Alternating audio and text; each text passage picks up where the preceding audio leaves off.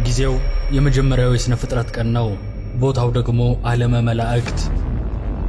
ቅዱስ እግዚአብሔር ቅዱሳን መላእክቱን ፈጥሮ ተሰወረባቸው። ይህን ጊዜ በፍጥረታት ታሪክ ውስጥ የመጀመሪያውን ጥያቄ መላእክት አቀረቡ። ጥያቄያቸው ማን ነው የፈጠረን? ከየትስ ነው የመጣ ነው የሚል ነበር። በቀድሞ ስሙ ሳጥናኤል የተባለው መልአክ በቦታ አቀማመጥ ከሁሉም መላእክት በላይ ስለሚገኝ ለመላእክቱ ጥያቄ እኔ ነኝ የፈጠርኳችሁ በማለት ምላሽ ሰጠ። የመላእክቱ ጥያቄ ግን በዚህ የሳጥናኤል ምላሽ አላበቃም ነበር። አንተ በቦታ አቀማመጥ ከሁላችን በላይ ስለሆንክ ፈጠርኳችሁ ካልክ እኛ ደግሞ ከበታቻችን ያሉትን ፈጥረናቸዋል ማለት ነው ሲሉ ወሳኝ ጥያቄ ሰነዘሩ። ይህን ጥያቄ ተከትሎ መላእክቱ አዎ ሳጥናኤል ፈጥሮናልና በፍጹም እሱ አልፈጠረንም፣ እሱም እንደኛው ያለ ነው በሚሉ ቡድኖች ተከፈሉ። ሌሎች ደግሞ ድምፀ ተአቅቦ አደረጉ። በሰማያውያኑ ሰራዊት ዘንድ ጥያቄ የወለደው ክርክርና መጠራጠር ተነሳ። ዓለመ መላእክት ተጨነቀ። በዚህ ክርክርና ለመግባባት መሃል አንድ ግርማው የሚያስፈራ እሳታዊ መልአክ በነጎድጓዳማ ድምፁ እንዲህ ሲል ተደመጠ። የፈጠረንን አምላካችንን እስክናቀው ድረስ ባለንበት እንጽና። ዛሬ የማረጋጋት አገልግሎቱን ከዓለመ መላእክት እስከ ካህኑ ዘካርያስ፣ ከሰለስቱ ደቂቅ እስከ ቅድስት ድንግል ማርያም፣ ከነቢዩ ዳንኤል እስከ ቅዱስ ቂርቆስና ቅድስት ኢየሉጣ ድረስ ለዘመናት ያለማቋረጥ ደስታና የምሥራቹን ለፍጥረት በመስበክ ስለሚታወቀው መጋቤ ሐዲስ ቅዱስ መልአክ ጥቂት እነግራችኋለሁ። አብራችሁኝ ቆዩ።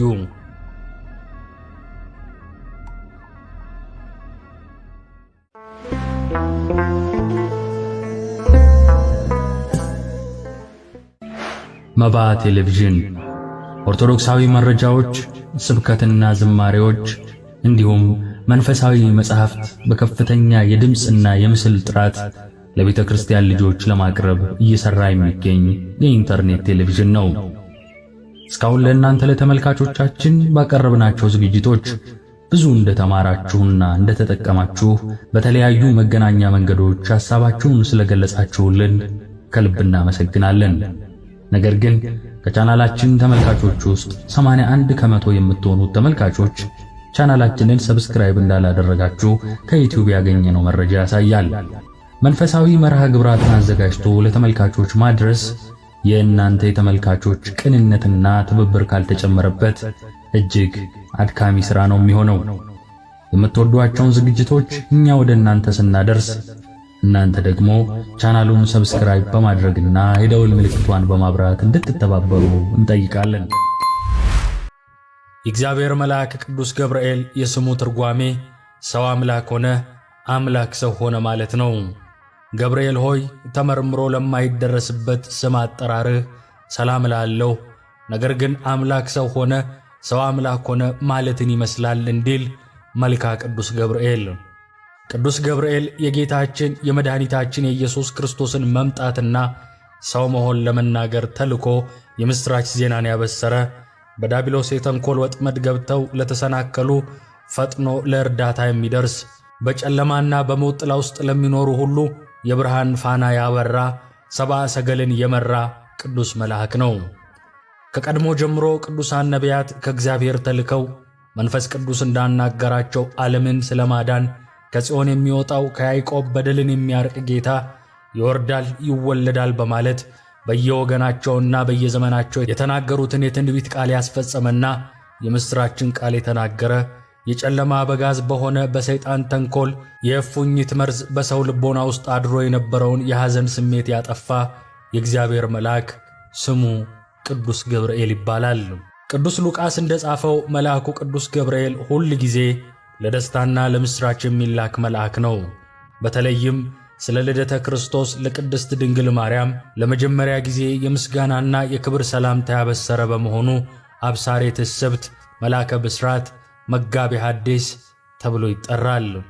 ቅዱስ ገብርኤል ከሌሎቹ መላእክት ተለይቶ መላእክት ከተፈጠሩ በኋላ አምላካቸውን ለማወቅ ማን ነው የፈጠረን እያሉ ሲባዝኑ ሳጥናኤል እኔ የፈጠርኳችሁ ሲል፣ ቅዱስ ገብርኤል ግን የፈጠረንን አምላክ እስከምናውቀው ድረስ በያለንበት እንቁም፣ እንጽና፣ ንቁም በበህላዊነ እስከንረክቦ ለአምላክነ በማለት መላእክትን ያረጋጋ ቅዱስ ድንቅ መልአክ ነው። በዚህም አባቶቻችን እንደሚሉት ይህ ቅዱስ መልአክ የመጀመሪያው የተዋህዶ ሰባኪ ነው። ምክንያቱም ከፍጥረታት አስቀድሞ አምላኩን አውቆ ስብከት የጀመረ መልአክ ነውና። በዚህም ምክንያት ጌታ ነገረ ሥጋዌውን ለድንግል እንዲያበስር አድርጎታል። ከዚህም በኋላ ደጋግ ሰዎችን ለመርዳት የሚወጣና የሚወርድ ቅዱስ መልአክ ሆኗል። ቅዱስ ገብርኤል ከሌሎች መላእክት ተለይቶ ዘወትር በምንጸልያቸው ጸሎቶች ስሙ የሚጠራ ቅዱስ መልአክ ነው። ይኸውም በዘወትር ጸሎቶች በአቡነ ዘበሰማያት፣ በሰላም ቅዱስ ገብርኤል፣ በውዳሴ ማርያም፣ በይዌድስዋ መላእክትና በመሳሰሉት ጸሎቶች ዘወትር ስሙ የሚጠራ መልአክ ነው። ቅዱስ ገብርኤል ካህናት አባቶች እንደሚሉት ስዕለት ሰሚ እንዲሁም ፈጥኖ ደራሽ መልአክ ነው። በዚህም ምክንያት በክርስቲያኖችም ዘንድ እጅግ ተወዳጅ መልአክ ሆኗል። ስለዚህም ፈጥኖ ደራሹ መልአክ ስዕለት ሰሚው መልአክ ተብሎ ይጠራል። የአምላክ እናት እመቤታችን ቅድስት ድንግል ማርያምም ከሌሎች መላእክት ሁሉ በይበልጥ መልአኩ ቅዱስ ገብርኤልን እንደምትወደው በድርሳነ ገብርኤል ላይ ተጽፏል። ወንድሞቻችን ሆይ እመቤታችን ድንግል ማርያም ከመላእክት ሁሉ ይልቅ ቅዱስ ገብርኤልን በይበልጥ እንደምትወደው ተመልከቱ። የልጇን የጌታችን የኢየሱስ ክርስቶስን ከእርሷ መወለድ ያበሰራት እርሱ ነውና እንዲል ድርሳነ ገብርኤል ዘኅዳር ምዕራፍ 2 ቁጥር 13። ቅዱስ ገብርኤል ብርሃናዊ መልአክ ነው። ቅዱስ ዮሐንስ ወልደ ነጎድጓድ በራእዩ እንዲህ በማለት ተናግሯል። ከዚህ በኋላ ታላቅ ሥልጣን ያለው ሌላ መልአክ ከሰማይ ሲወርድ አየሁ፣ ከክብሩም የተነሣ ምድር በራች ብሏል። ነቢዩ ልበ አምላክ ቅዱስ ዳዊትም መላእክቱን የእሳት ነበልባል የሚያደርግ እንዳለው ቅዱስ ገብርኤል ነበልባላዊ መልአክ ነው። ቅዱስ ገብርኤል ኃያል መልአክ ነው። ቅዱስ ዮሐንስ በራእዩ ብርቱ መልአክ ደመና ተጎናጽፎ ከሰማይ ሲወርድ አየሁ፣ በራሱም ላይ ቀስተ ደመና ነበረ፣ ፊቱም እንደ ፀሐይ እግሮቹም እንደ እሳት አምዶች ነበሩ። የተከፈተችንም ታናሽ መጽሐፍ በእጁ ያዘ። ቀኝ እግሩንም በባሕር ላይ ግራውንም በምድር ላይ አኖረ። እንደሚያጋሳም አንበሳ በታላቅ ድምፅ ጮኸ በማለት መስክሯል። ቅዱስ ገብርኤል የመላእክት አለቃ ነው። በራማ በሰፈሩት በ10 የነገድ ሰራዊት ላይ የ40 አለቃ ነው። ነቢዩ ሄኖክም በሰራዊት ሁሉ ላይ የተሾመ መልአክ ቅዱስ ገብርኤል ነው ይላል። በዚህም ምክንያት የራማው መልአክ ተብሎ ይጠራል። ቅዱስ ገብርኤል ፈጣን መልአክ ነው። ሊቃውንተ ቤተ ክርስቲያን እንደሚሉት በመድኃኒታችን በኢየሱስ ክርስቶስ ስነ ስቅለት ጊዜ በመስቀል ላይ የደረሰበትን መከራና ሥቃይ አይቶ አላስችል ቢለው ሰይፉን ወርውሯል። ገብርኤል ሆይ በዚያ ድብልቅልቅና ሽብር በሆነ ዕለት ከጌታ እግረ መስቀል ስር ለቆሙት ተረከዞችህና ጫማ ሰላም ላለው ገብርኤል ሆይ የጌታን ትዕግሥት የአይሁድን ግፍ ተመልክተ በታላቅ አደባባይ ላይ ሰይፈ ቁጣህን አምዘገዘግከው። ቅዱሳት አንስት ግን ክርስቶስ ተነስቷል ስላልካቸው የትንሣኤውን ምስራች ይነግሩ ዘንድ ወደ ሐዋርያት ሄዱ እንዲል መልካ ቅዱስ ገብርኤል። ስለዚህ ቅዱስ ገብርኤል ከዓለም በፊት አምላኩን ያወቀ፣ ዓለም ልታልፍ ስትልም የወረወረው ሰይፍ እንደሚያርፍ ሊቃውንቱ ያስረዳሉ። ቅዱስ ገብርኤል ቅዱሳን ሰማዕታትን ገድላቸውን እንዲፈጽሙ እሳቱንና ስለቱን ተሳቀው ወደ ኋላ እንዳይመለሱ ተጋድሏቸውን እንዲጨርሱ የሚረዳቸው የሚያበረታቸው መልአክም ነው። ለዚህም ተጠቃሹ ቅድስት ቤተ ክርስቲያን በሐምሌ 19 ቀን መታሰቢያቸውን የምታደርግላቸው የቅዱስ ቂርቆስና የቅድስት ኢየሉጣን ከቅዱስ ገብርኤል ጋር ያላቸውን ታላቅ ታሪክ እዚህ ጋር መጥቀስ ተገቢ ነው። ቅዱሳን መላእክት የሰው ልጆችን ከመከራና ከስቃይ ለመታደግና በችግር ጊዜም ለመርዳት ሥልጣን ከተሰጣቸው ጊዜ አንስቶ በእግዚአብሔር አምላክ አምነውና ታምነው የኖሩ ጻድቃንን ሲረዱ ኖረዋል። እንደየተልእኳቸውም በአምላካቸው ትእዛዝ ከጠላት እጅ በማዳን ከእቶን እሳትና ከፈላ ውሃ ውስጥ አውጥተዋል። በማዕበል ከመስጠም አድነዋል። እንዲሁም በአራዊት አፍ ከመበላት ታድገዋል። ኃያሉ ሊቀ መላእክት ቅዱስ ገብርኤልም በሐምሌ 19 ቀን ከእግዚአብሔር ዘንድ ተልኮ ቅዱስ ቂርቆስና ቅድስት ኢየሉጣን ከእሳት አድኗቸዋል። ቅድስት ኢየሉጣ በሮም ግዛት በሚገኝ አንጌቤን በሚባል ሀገር በፈሪሃ እግዚአብሔር በክርስትና ሃይማኖትና በበጎ ምግባር ጸንታ ትኖር የነበረች ደግ ሴት ናት። ቅዱስ ቂርቆስ የሚባል ሕፃን ልጅ ነበራት። ይህቺ ቅድስት የዘመኑን አረማዊ መኮንን እለእስክንድሮስን በመፍራቷ ከልጇ ጋር ከሮም ወደ ጠርሴስ በተሰደደች ጊዜ መኮንኑ እነርሱ ከሚገኙበት ሀገር ገብቶ ክርስቲያኖችን እያሳደደ መግደል ጀመረ። የንጉሡ ወታደሮችም እግዚአብሔርን እንዲክዱ ለጣዖት እንዲሰግዱ ቅድስት ኢየሉጣንና ቅዱስ ቂርቆስን አስፈራሯቸው። ቅዱሳኑ ግን ሃይማኖታቸውን ለመለወጥ ፈቃደኛ አልሆኑም ነበር። በዚህም መኮንኑ ተቆጥቶ በዓይንና በአፍንጫቸው ውስጥ ጨውና ሰናፍጭ በመጨመር በጋሉ የብረት ችንካሮች በመቸንከርና መላ ሰውነታቸውን በመብሳት በብዙ ዓይነት መሳሪያ አሰቃያቸው። እግዚአብሔርም መልአኩን ልኮ የጋሉ ብረቶችን እንደ ውሃ ያቀዘቅዝላቸው፣ ስቃያቸውንም ያቀልላቸው ነበር። በሌላ ጊዜም በገመድ አሳስሮ ንጉሡ ሲያስጨንቃቸው ከቆየ በኋላ ራሳቸውን ከቆዳቸው ጋር አስላጭቶ እሳት አነደደባቸው። ዳግመኛም ከትከሻቸው እስከ እግራቸው ድረስ በሚደርሱ ችንካሮች ቸነከራቸው። በዚህ ጊዜ የእግዚአብሔር መልአክ ቅዱስ ገብርኤል ከእግዚአብሔር ዘንድ ተልኮ ከስቃያቸው አድኗቸዋል። አሁንም ቀኑን ሙሉ በልዩ ልዩ የስቃይ መሳሪያዎች ቢያስጨንቃቸውም የእግዚአብሔር ኃይልና የቅዱስ ገብርኤል ተራዳይነት አልተለያቸውም ነበርና ምንም ዓይነት ጉዳት አልደረሰባቸውም። እንደገናም በመጋዝ ሰንጥቀው በብረት ምጣድ በቆሏቸው ጊዜ ጌታችን ከሞት አስነሳቸውና በመኮንኑ ፊት ድንቅ ተአምራትን አደረጉ። ዳግመኛም በፈላ የጋን ውሃ ውስጥ ቅዱስ ቂርቆስንና ቅድስት ኢየሉጣን ሊጨምሯቸው ሲሉ ቅድስት ኢየሉጣ በፈራች ጊዜ ቅዱስ ቂርቆስ እናቴ ሆይ አትፍሪ፣ አናንያ አዛርያንና ሚሳኤልን ከእሳት ነበልባል ያዳናቸው እግዚአብሔር እኛንም ከዚህ የፈላ ውሃ ያድነናል እያለ ያረጋጋትና በተጋድሏ እንድትጸና ወደ እግዚአብሔር ይጸልይላት ነበር። ከዚህ በኋላ ተያይዘው ወደ ጋኑ ውስጥ ገቡ። ውሃውም እንደ ውርጭ ቀዘቀዘ። ደግሞም ወታደሮቹ መንኮራኮር ባለበት የብረት ምጣድ ውስጥ አስገብተው ሥጋቸው እስኪቆረጥ ድረስ በጎተቷቸው ጊዜ ቅዱስ ገብርኤል አድኗቸዋል። በመጨረሻም ከእግዚአብሔር ቃል ኪዳን ተቀብለው በመንፈቀ ሌሊት አንገታቸውን ተቆርጠው በሰማዕትነት አርፈዋል። እስከ ሞት ድረስ በታመኑበት ተጋድሏቸውም ከእግዚአብሔር ዘንድ የሕይወትን አክሊል ተቀብለዋል።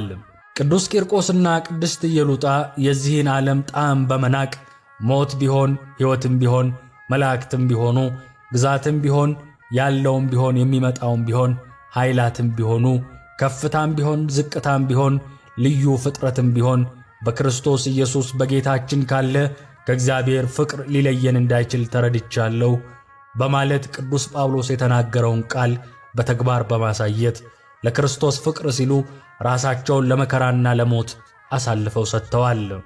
ቅዱሳኑ ተጋድሏቸውን እስኪፈጽሙ ድረስም ቅዱስ ገብርኤል አልተለያቸውም። በመልአኩም ተራዳይነት ቅድስት ኢየሉጣና ቅዱስ ቂርቆስ ብቻ ሳይሆኑ ብዙ ምዕመናንም ድነዋል። የቅዱስ ገብርኤል ስም በሚጠራባቸውና በሚዘከርበት ገዳማትና አድባራት መልአኩ የሚያደርጋቸው ድንቅ ድንቅ ተአምራት ለዚህ ማስረጃዎች ናቸው።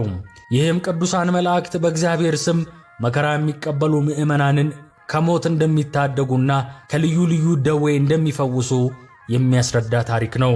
ሰዎች በሃይማኖታቸው ጸንተው በሕይወት ዘመናቸው መከራ ባጋጠማቸው ጊዜ ሕፃኑ ቅዱስ ቂርቆስ እናቴ ሆይ አትፍሪ እያለ እናቱን በመከራ እንድትጸና እንዳረጋጋትና ለሰማዕትነት እንድትበቃ እንዳደረጋት ሁሉ ዘላለማዊውን የእግዚአብሔርን መንግሥት በአንድነት ለመውረስ እንድንችል በመተዛዘንና በመደጋገፍ የሚገጥመንን መከራ ታግሰን በሃይማኖታችን ጸንተን መኖር ይጠበቅብናል። ቅዱስ ቂርቆስንና ቅድስት ኢየሉጣን የተራዳው የእግዚአብሔር መልአክ ቅዱስ ገብርኤል በአማላጅነቱ እንዲጠብቀን ዘወትር ልንማጸነው ያስፈልጋል። መልአኩ ከፈጣሪው ከእግዚአብሔር በተሰጠው ሥልጣን መሠረት ከሚደርስብን ልዩ ልዩ መከራና ሥቃይ ያድነናልና። የቅዱስ ገብርኤልን ታሪክ መተረካችንን የጀመርን እንደሆን ሌላው ስለዚህ ቅዱስ መልአክ የሚነሳው ሁነኛ ታሪክ ቀጥሎ የሚቀርበው ነው።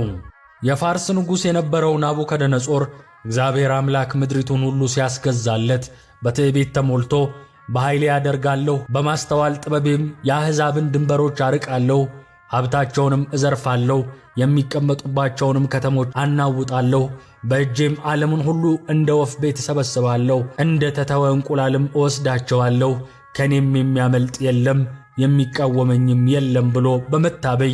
የወርቅ ጣዖት አሰርቶ ዱራ ወይም አዱራን በሚባል ስፍራ ላይ አቆመው።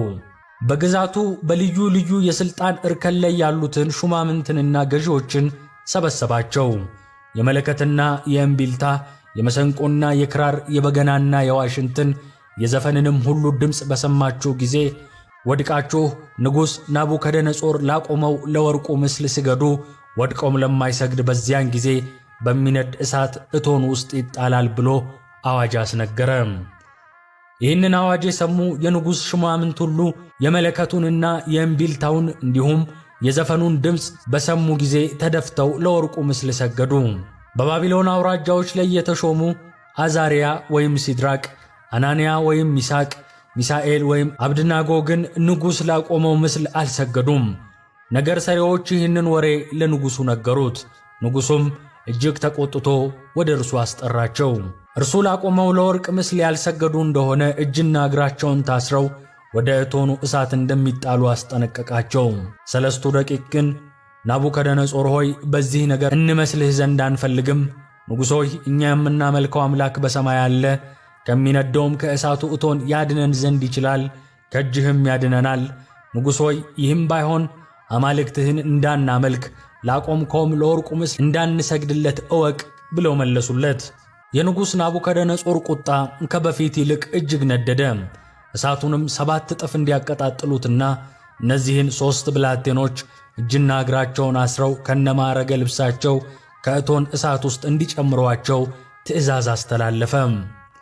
ትእዛዙ አስቸኳይ ነበርና እነርሱን ወደ እሳቱ የጣሏቸውም ኃያላን በእሳቱ ወላፈን ተገርፈው ሞቱ። እንዲህ ሲሆን ሳለ ግን ሰለስቱ ደቂቅ ወደ አምላካቸው በፍጹም ልባችን እናምናሃለን፣ እንፈራሃለን፣ አታሳፍረን እንጂ ገጸ ረድኤትህንም እንፈልጋለን እያሉ ይጸልዩ ነበር። እግዚአብሔር አምላክ ጸሎታቸውን ተቀበለ። መልአኩ ቅዱስ ገብርኤልንም ከመጣባቸው መከራ ይታደጋቸው ዘንድ ላከው። ቅዱስ ገብርኤልም እስራታቸውን ፈታ፣ እሳቱን እንደ ውሃ ቀዘቀዘው። ሰለስቱ ደቂቅም መልአኩን ልኮ ከዚህ እቶን እሳት ያዳናቸውን አምላክ የአባቶቻችን አምላክ እግዚአብሔር ይክበር፣ ስምህም ለዘላለም የተመሰገነና የከበረ ነው በማለት አመሰገኑ። ንጉሥ ናቡከደነጾርም ሰለስቱ ደቂቅ እሳቱ አንዳች ጉዳት ሳያደርስባቸው በእሳቱ ውስጥ ሲመላለሱ ከእነርሱ ጋር የሰው መልክ ያለው ነገር ግን አምላክን የሚመስል መልአክ ተመለከተ። መንፈስ ቅዱስ ሊቀ ካህናቱን ቀያፋን ፊቱን ጸፍቶ አፉን ከፍቶ ሕዝቡ ሁሉ ከሚጠፋ አንድ ሰው ስለ ሕዝቡ ይሞት ዘንድ እንዲሻል አታስቡምን ብሎ እንዳናገረው እንዲሁ ናቡከደነጾርንም እነሆ እኔ የተፈቱ በእሳቱም መካከል የሚመላለሱ 4 ሰዎችን በዚያ አያለሁ፣ ምንም የነካቸው የለም፣ የአራተኛውም መልክ የእግዚአብሔርን ልጅ ይመስላል ብሎ እንዲናገር አደረገው። የእግዚአብሔር ልጅን መልክ ያለው ያለው በኋላም መልአኩ ብሎ የተናገረለት ቅዱስ ገብርኤልን ነበር። እርሱ ስለመሆኑ ለነቢዩ ዳንኤል በተገለጠበት ግርማ ማረጋገጥ እንችላለን። ናቡከደነጾርም ወደ እሳቱ እቶን በመቅረብ እነዚህ ብላቴኖችን እናንተ የልዑል አምላክ ባሮች ሲድራቅና ሚሳቅ አብድናጎብም ኑ ውጡ ብሎ ተናገራቸው። እነርሱም ከእሳቱ ወጡ። ሹማምንቱና መኳንንቱ፣ አማካሪዎችና የአገር ገዢዎች ሁሉ እሳቱ በእነዚህ ብላቴኖች ላይ አንዳች አቅም እንዳልነበረው ከጠጉራቸውም ቅንጣት አንዱን እንኳን እንዳላቃጠለው ሰናፊያቸውም እንዳልተለወጠ የእሳቱም ሽታ እንዳልደረሰባቸው ተመለከቱ። ንጉሥ ናቡከደነጾርም መልአኩን ልኮ ያዳናቸውን የእነዚህን ቅዱሳንን አምላክ አመሰገነ። በእነርሱ አምላክ ላይም የስድብን ቃል የሚናገር ሰው እንደሚገደልና ቤቱም የጉድፍ መጣያ እንዲሆን አዋጅ አስነገረ። አናንያ፣ አዛርያና ሚሳኤልም በንጉሡና በሹማምንቱ ዘንድ ሞገስ አገኙ፣ በክብርም ከፍ ከፍ አሉ። ስለዚህም ቤተ ክርስቲያን መንጎቿ የእምነትን ፍሬ ከእነዚህ ብላቴኖች ተምረው እግዚአብሔርን በማምለክ እንዲጸኑና የመልአኩን የቅዱስ ገብርኤልን ተራዳይነት እንዲረዱ በታኅሳስ 19 ቀንና በሐምሌ 19 ቀን በዓላትን ሰርታ ትዘክራለች። በታላቅ ድምቀትም ታከብረዋለች። እንደ ቤተ ክርስቲያን አስተምህሮ እምነት በድርጊት ሊታይ የሚገባው ክርስቲያናዊ ተግባር ነው።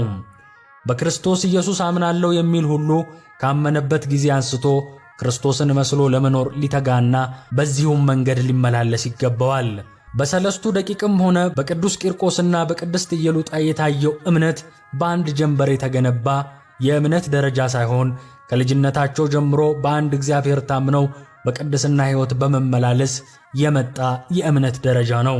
እነዚህ ብላቴኖች በእግዚአብሔር ዘንድ የሚያገኙትን የድል አክሊል ተስፋ አድርገዋልና 49 ክንድ ያህል የነደደውን የእሳት እቶን አላስፈራቸውም። በእግዚአብሔር ላይ ያላቸው ጽኑ እምነት በእሳት ተቃጥለው ለመሞት እንኳን አስጨከናቸው። እንዲህም ሆነው በመገኘታቸው በእምነታቸው እግዚአብሔርን ደስ አሰኙት። ስለዚህም እግዚአብሔር ባለሟሉን ቅዱስ ገብርኤልን በመላክ ከእሳቱ እቶን ታደጋቸው። ይህ ታላቅ የሆነ እምነት ሰዶማውያን ገዢዎች በተነሱባት በአሁኗ ዓለም በእኛ በክርስቲያኖች ላይ ሊታይ የሚገባው እምነት ነው። እነዚህ ገዢዎች ኢኮኖሚያዊ ጡንቻቸውን ታምነው ነፍሳችን በእነርሱ እጅ የተያዘች መስሏቸው በእኛ ላይ ሰይጣናዊ ሕግጋትን ሊጭኑብን ደፋ ቀና ይላሉ። ስለዚህም እኛ ክርስቲያኖች የምድሪቱ ገዢዎች እኛን ለማስፈራራት ሲሉ በእኛ ላይ ያነደዱትን እሳት በመልአኩ በቅዱስ ገብርኤል ተራዳይነት እንዲያጠፋልን በእግዚአብሔር ታምነን በእምነት ልንቃወማቸው ይገባል። እግዚአብሔር አምላክ ከእነዚህ ከክፉ ሰዶማውያን ገዢዎች ጥፋት ምድራችንን ይታደጋት። የመልአኩ ቅዱስ ገብርኤል ምልጃና ጸሎት ይጠብቀን ለዘለዓለሙ አሜን። ሰውነንና በምድር ስንኖር ፈተና ይገጥመናል። አንዳንዱን የፈተና ወጀብ በቀላሉ ስንሻገር፣ ሌላው ግን የሚያልፍ እስከማይመስልን ድረስ አስጨናቂ ይሆናል። ይህኔ የተዋህዶ ልጆች ነንና በጸሎት መበርታት፣ ለታቦታት መሳል፣ ሱባኤ መያዝ ግድ ይለናል። የቅዱስ እግዚአብሔር ምላሽም ቅርብ ይሆናል። የተሰማልንን ጸሎት፣ የሰመረልንን ስዕለት፣ የተቆጠረልንን ሱባኤ ትርጉሙ ምን እንደሆነ የሚገባን ያሳለፍነውን የጭንቅ ቀን ዞር ብለን ስናስተውለው ነው። ከእያንዳንዱ ስዕለት ጀርባ ብዙ አስተማሪ የጭንቅ ቀናት አልፈዋል። እርሶስ ለየትኛው ታቦት ተሳሉ? የትኛውን ቅዱስ በጸሎት ተማጸኑ? እነዚያን የጭንቅ ቀናት እንዴት ባለ ተአምር አለፉ? የተዋለሎትን ውለታ፣ የተደረገሎትን ምሕረት ይመስክሩ። ለእኔ የደረሰ ለእናንተም ይድረስ ይበሉ።